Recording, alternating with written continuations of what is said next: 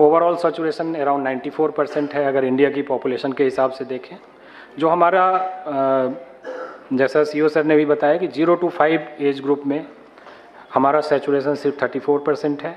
और ये चूँकि नए बर्थ एवरी ईयर होते हैं तो एवरी ईयर ये शॉर्टफॉल यहाँ पे बना रहता है। और ज़्यादा अब अगर नए आधार की बात है तो काम करने की ज़रूरत 0 to 5 एज ग्रुप में ही है। फिलहाल हम लोग लगभग 4 करोड़ नए आधार बना रहे हैं, आगे की डाटा मैं दिखाऊंगा, और 16 करोड़ अपडेट कर रहे हैं। मोबाइल की सैचुरेशन आधार में एक बहुत प्राइम रिक्वायरमेंट होती है और मोबाइल अब ऐसा हो गया है कि वो गांव-गांव में, शहर-शहर में हर व्यक्ति के पास पहुंचने लगा है। हमारे 95 करोड़ आधार में मोबाइल शामिल है। सो अभी भी लगभग 40 करोड़ आधार में हमें मोबाइल जोड़ने की ज़रूरत है। एक और है जो मैंडेटरी बायोमेट्रिक अपडेट की बात है, वो अभी लगभग 5 करोड़ पर ईयर हो रहे हैं। इसके बारे में भी आगे छोटी सी जानकारी दूंगा आपको।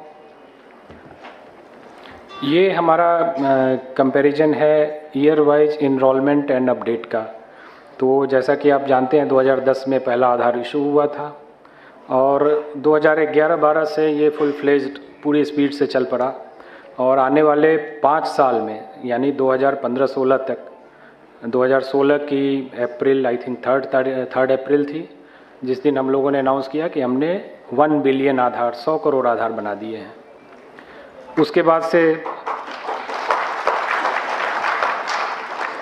इनफैक्ट एक विज्ञान भवन नहीं, एक और लोकेशन थी, मैं भूल रहा हूँ, वहाँ पे मंत्री महोदय ने ये अनाउंसमेंट करी थी कि आज हम लोगों ने 100 करोड़ आधार बना लिए हैं। उसके बाद से नए आधार बनने की गति कम हुई, जाहिर है पॉपुलेशन हम कवर करते जा रहे थे। और फ़िलहाल जो पिछले 2 साल में आप डाटा देख रहे हैं कि थोड़ा ज़्यादा है। 18-19 और 19-20 में लगभग 2-2.5 करोड़ के बीच में एवरेज था। 20-21 और 21-22 में जो नंबर्स हैं वो 22-23 में भी हैं। ये बेसिकली असम और मेघालय स्टेट, यहाँ पे आधार बनाने की प्रक्रिया शुरू नहीं हुई थी। कुछ इशू थे लोकल एनआरसी वगैरह के, तो 2020-21 में इस काम को वहाँ पे भी लागू किया गया। तो 20-21, 21-22 और इस साल भी वहाँ काफ़ी ज़ोर शोर से काम चला। और जैसा कि आपको मैं बता चुका हूँ पिछली स्लाइड में,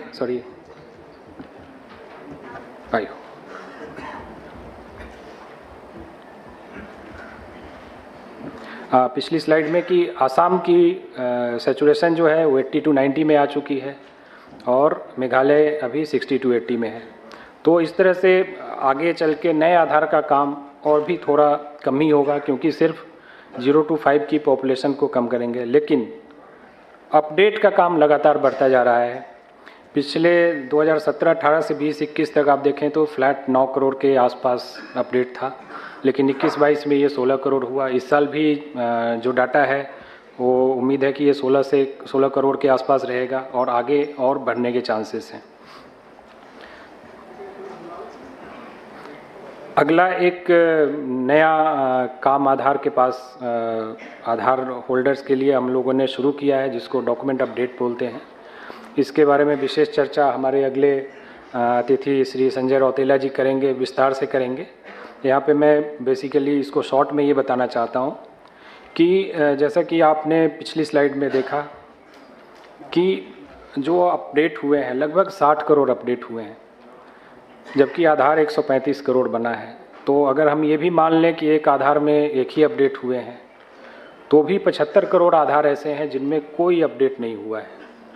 और जाहिर है कि बहुत सारे हमारी जनसंख्या है जो गाँवों में रहती है, तो वहाँ पे कोई अपडेट की ज़रूरत नहीं है। उनका जो एक एड्रेस है वो परमानेंट एड्रेस होता है और उसमें कोई चेंज नहीं होता है। नाम, उम्र, जेंडर और एड्रेस, यही 4 चीज़ें हम लेते हैं। अगर इन 4 में कोई चेंज नहीं है तो कोई अपडेट की ज़रूरत नहीं है उनको।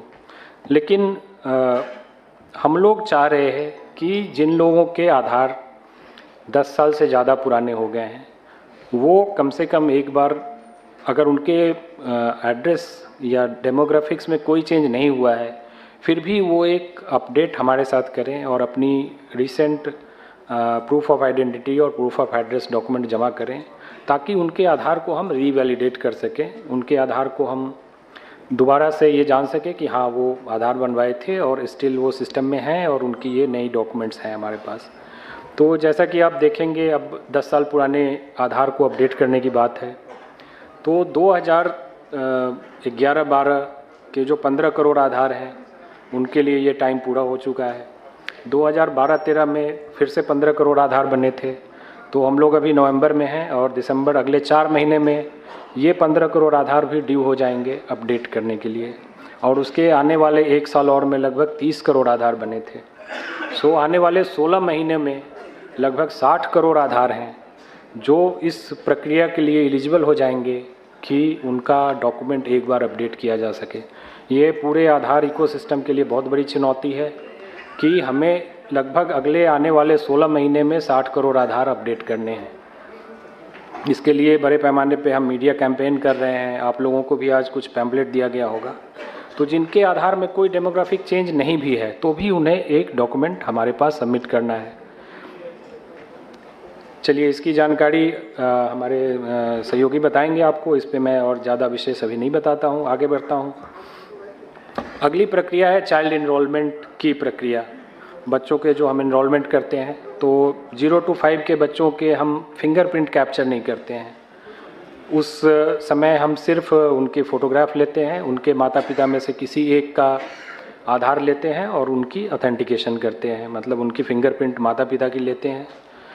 तो इस प्रक्रिया में थोड़ा और सुधार किया जा रहा है, जो हमें इस बात के लिए करेगा कि हम उस, चूँकि हमारी जो यूएसपी है, जो हमारा प्रोटोकॉल है कि हम बायोमेट्रिक्स के बेसिस पे, फिंगरप्रिंट और आइरिस के बेसिस पे ये निर्धारित करते हैं कि एक व्यक्ति को 2 आधार ना मिल सके।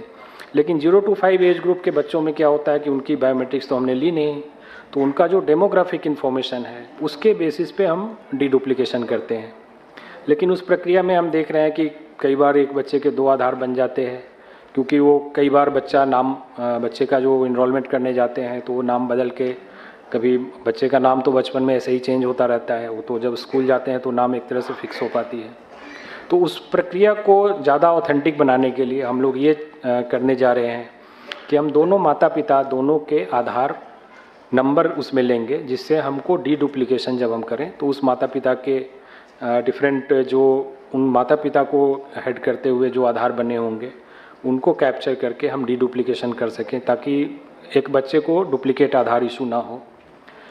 इसमें बहुत सारे ऑप्शन रखे जाएंगे, जहां अगर एक ही माता पिता में से एक अवेलेबल है, दूसरा नहीं है या ऑर्फन है, इस तरह की एक्सेप्शन पॉलिसी रहेगी वहाँ पे। बट ये बेसिकली एक प्रक्रिया हम लाने जा रहे हैं। दूसरा कि आरजीआई जो रजिस्ट्रार जनरल ऑफ इंडिया है, उन्होंने बर्थ रजिस्ट्रेशन के लिए भी काफ़ी मेहनत करी हुई है। तो हम लोग ये प्रपोज़ करने जा रहे हैं कि आगे के आधार में जो बच्चों का आधार बनेगा तो प्राइमरी डॉक्यूमेंट सिर्फ बर्थ सर्टिफिकेट होगा। बर्थ सर्टिफिकेट के अलावा दूसरे डॉक्यूमेंट को हम लोग एक्सेप्शन में ही स्वीकार करेंगे, अदरवाइज स्वीकार नहीं करेंगे। तो इस पे भी काम चल रहा है। आने वाले कुछ महीनों में ये प्रक्रिया पूरी तरह से सिस्टम में आ जाएगी। हमें जो अपना क्लाइंट है उसको अपडेट करना है, अपग्रेड करना है, उस प्रक्रिया में है। तो ये आप लोगों के लिए जानकारी है कि फ्यूचर में जब आप बच्चों का इनरोलमेंट करेंगे तो दोनों माता पिता के दोनों का आधार लेना होगा और बर्थ सर्टिफिकेट लगाना होगा। साथ ही आधार लिंक बर्थ रजिस्ट्रेशन, ये एक प्रक्रिया है जिसमें हम आरजीआई जो बर्थ रजिस्ट्रेशन करती है उसका डाटा सॉफ्टवेयर से डायरेक्टली एपीआई के माध्यम से हम लेते हैं, और जो बर्थ सर्टिफिकेट में डाटा है उसी डाटा के आधार पे आधार बनाया जाता है। तो इस प्रक्रिया में आरजीआई का सहयोग चल रहा है और लगभग 17 राज्यों और केंद्र शासित प्रदेश में हमने इस प्रक्रिया को रोल आउट कर लिया है। बाकी जगह पे काम चल रहा है। हमें ये 36 स्टेट तक, यूटी तक पहुंचना है। तो इस प्रक्रिया के होने के बाद मतलब ऑनलाइन तरीके से आधार, बच्चों के आधार 0 to 5 एज ग्रुप के आधार को हम बनाने के लिए आगे बढ़ेंगे। हो सकता है कई स्टेट में, खास करके हरियाणा वगैरह में शायद सीएससी भी हरियाणा गवर्नमेंट के साथ शायद टाइड अप है, तो इस प्रक्रिया को आप लोग जानते होंगे जो वहाँ पे काम कर रहे हैं।